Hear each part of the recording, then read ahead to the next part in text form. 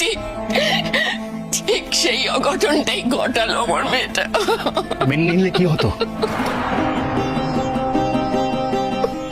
শুধু মেয়েটাকে বাবিলের মামি বলে কোয়েল তো চটপটে শিক্ষিত মেয়ে, বাবিলের ভাগ্য ভালো এত সুন্দর একটা মেয়ে পাচ্ছে। কোয়েলের মা বলে বাহ, আপনি তো খুব ভালো কথা বলছেন। তারপর মামি বলে বাবিলের সব থেকে ছোট বোন হলো এই যে মিঠি। মিঠিকে মামি বলে প্রণাম করো কোয়েলের মাকে, উনি গুরুজন তো। মিঠি বলে আমি তো আর নার্সারির বাচ্চা নই যে তুমি আমাকে যা বলবে আমি সেটাই করব, আমার যাকে মন হয় তাকে প্রণাম করব।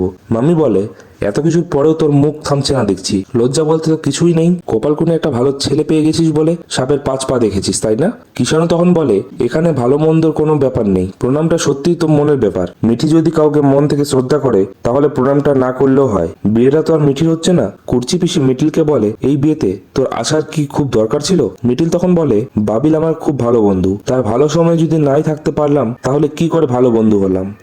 পরবর্তী পর্বটি দেখতে হলে লাইক এবং সাবস্ক্রাইব করুন।